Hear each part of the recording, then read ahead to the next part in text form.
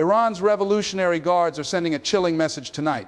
They say U.S. forces in Doha are target locked, and Donald Trump has been warned directly. Is this psychological warfare or the final step before escalation? What happens next could redraw the entire Middle East. Stay with us, because this situation is moving faster than most people realize. Hello everyone, welcome back to the channel. Today we are breaking down and developing an extremely sensitive security situation unfolding in the Middle East. Iran's Islamic Revolutionary Guard Corps, commonly known as the IRGC, has issued a dramatic claim that U.S. military assets stationed near Doha are now within what they describe as a locked target zone. This statement was paired with a direct warning aimed at former U.S. President Donald Trump, signaling that Tehran wants its message heard at the highest political level. While no independent verification has confirmed any active targeting, the language alone represents a sharp escalation in rhetoric. Doha is a strategic hub, hosting critical American command and logistics facilities that support U.S. operations across the region. Any threat involving this location instantly raises global concern. The IRGC's messaging appears carefully calibrated, combining military terminology with political pressure. Analysts note that Iran often uses strategic ambiguity to project strength without immediately crossing red lines. At the same time, Washington closely monitors such statements, even when they remain verbal. In today's section, we will set the foundation, explain why Doha matters, why the IRGC chose this moment, and how this warning fits into a broader pattern of confrontation. As we move forward, each section will unpack another layer of what this claim could mean for regional stability, international markets, and global security calculations. To understand the weight of the IRGC's claim, we must first look at why Doha holds such strategic importance for the United States. Qatar hosts one of the largest U.S. military installations in the region, serving as a command center for air operations, intelligence coordination, and rapid deployment. From this location, American forces oversee missions that span the Gulf, Iraq, Syria, and beyond. Any perceived threat to this hub is automatically treated as a threat to broader U.S. regional posture. The IRGC's use of the phrase target locked is particularly notable because it implies readiness, not merely capability. Military analysts point out that such language is often used to create deterrence through fear rather than signal imminent action. Iran has historically relied on this approach to influence adversaries without triggering direct retaliation. At the same time, regional allies are watching closely. Gulf states already balancing relationships between Washington and Tehran, fear being caught in the middle of escalating signals. The warning directed at Donald Trump adds another layer, suggesting Iran is factoring U.S. domestic politics into its messaging strategy. By naming a political figure rather than current commanders, Tehran may be attempting to shape future policy debates. This blend of military language and political signaling makes the situation far more complex than a simple threat. The timing of this IRGC statement is not accidental. It comes amid heightened tensions across multiple fronts, including maritime incidents, air defense alerts, and diplomatic deadlock. Iran often chooses moments of global distraction or political transition to amplify its warnings. By doing so, it maximizes attention while minimizing immediate backlash. The reference to Doha may also be intended to test U.S. response thresholds. Washington must decide whether to publicly dismiss the claim, quietly reinforce defenses, or issue its own warning. Each option carries consequences. A muted response could be interpreted as weakness, while a strong response risks escalation. Meanwhile, intelligence communities are assessing whether the IRGC's statement reflects actual operational movement or remains purely rhetorical. Historically, Iran has paired real-world actions with loud announcements only selectively. In many cases, the announcement itself is the primary weapon. This strategy keeps adversaries guessing and forces them to spend resources on preparedness. For regional populations, such statements generate anxiety affecting travel, investment, and energy markets. Even without a single missile fired, the psychological impact can be significant. As we continue, it becomes clear that this situation is as much about perception and messaging as it is about military hardware. Understanding that balance is key to predicting what happens next. Donald Trump's name appearing in the IRGC warning is a deliberate choice that deserves close attention. Trump's previous presidency was marked by maximum pressure policies, sanctions, and the killing of a senior Iranian commander. From Tehran's perspective, his potential return to political power represents unfinished business. By invoking him now, the IRGC may be signaling that past grievances remain unresolved. This is not merely a military message, but a political reminder. Iran has a long history of framing its confrontations in terms of resistance and revenge narratives. Addressing Trump directly allows the IRGC to energize domestic audiences while projecting defiance abroad. At the same time, U.S. officials must consider how such messaging could influence American voters and policymakers. Threats tied to political figures can harden positions and reduce diplomatic flexibility. International observers worry this personalization of security issues increases miscalculation risks. When rhetoric becomes personal, leaders may feel pressured to respond emotionally rather than strategically. This dynamic can narrow options during crisis. For allies, especially in Europe and the Gulf, the concern is that political theater could override quiet diplomacy. As rhetoric escalates, the space for behind-the-scenes de-escalation shrinks. This section highlights why names matter, words matter, and why this warning may resonate far beyond military circles. From a military standpoint, experts caution against taking the phrase "target locked" at face value. Modern warfare involves layers of detection, tracking, and authorization. Claiming a lock does not automatically mean an attack is imminent. However, it does suggest surveillance and preparedness. Iran possesses a range of missile and drone capabilities that could theoretically threaten regional bases. U.S. defenses, in turn, are layered with early warning systems, interceptors, and rapid response protocols. This creates a complex chessboard where both sides seek advantage without triggering open conflict. The IRGC's public claim may be intended to shift that balance psychologically. By forcing the U.S. to acknowledge the statement, Iran gains visibility. By ignoring it, the U.S. risks appearing dismissive.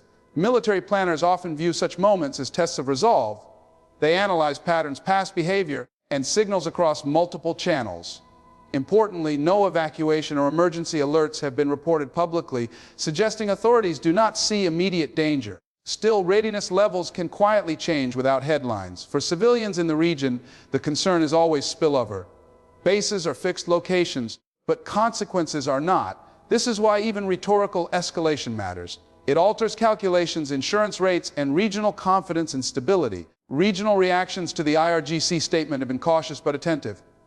Gulf states, including Qatar, emphasize stability and de-escalation in their official messaging. These countries host U.S. forces while maintaining diplomatic channels with Iran, placing them in a delicate position. Any suggestion of targeting within their borders raises sovereignty concerns. Qatar, in particular, has often acted as a mediator in regional disputes. A threat involving Doha complicates that role. International markets also react quickly to such headlines.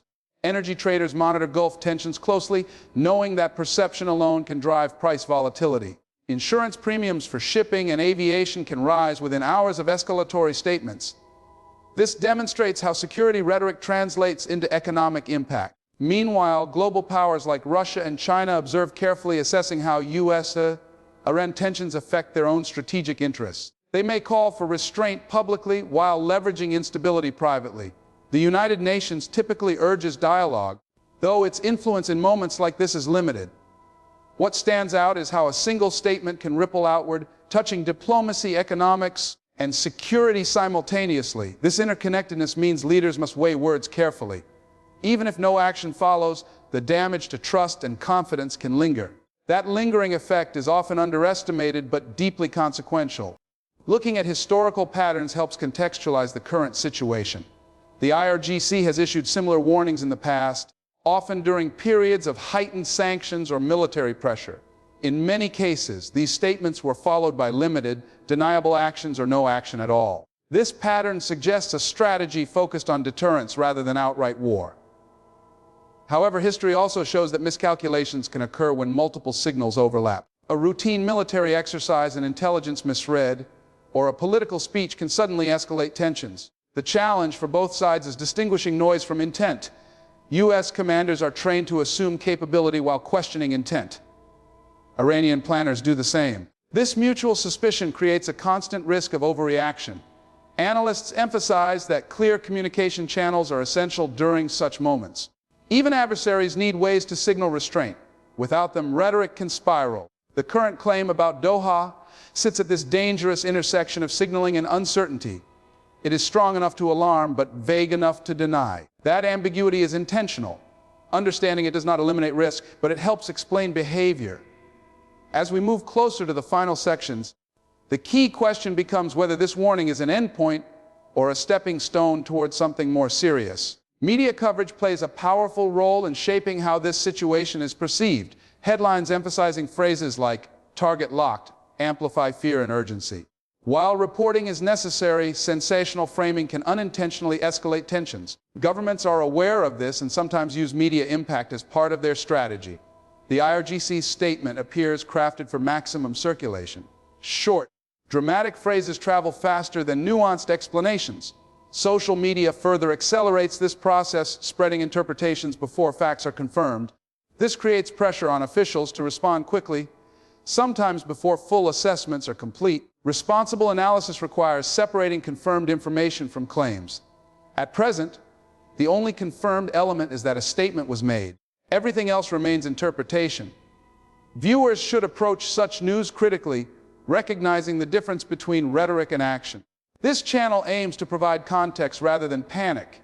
Understanding motivations, history, and strategic incentives allows audiences to assess risk more realistically. Panic benefits no one except those seeking leverage. Calm analysis, by contrast, supports stability. As consumers of news, awareness of framing is essential. The words chosen by both officials and journalists shape reactions. This section underscores the importance of measured reporting in moments of geopolitical tension. So what happens next?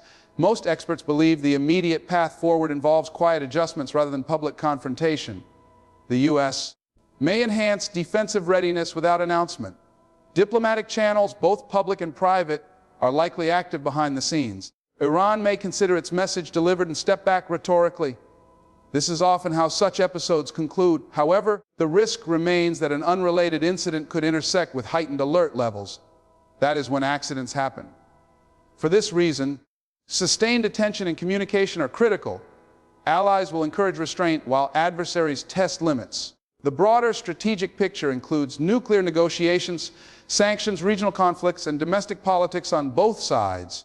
This warning cannot be isolated from those factors. It is one piece of a much larger puzzle. Understanding that helps reduce the temptation to overreact to any single statement. Stability in the Gulf has global implications, from energy security to trade routes. That reality acts as a brake on extreme action. Still, words matter and they leave traces. This episode will be remembered in future calculations, cited as precedent or warning. How leaders handle it now influences future crises. In conclusion, the IRGC's claim of a target-locked status on U.S. forces in Doha represents a serious rhetorical escalation, even if no immediate action follows. It blends military language, political signaling, and psychological pressure into a single message.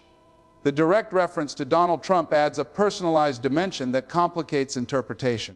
While there is no confirmed evidence of imminent attack, the situation highlights the fragile balance that defines U.S.-Iran relations. Small shifts in language can have outsized effects.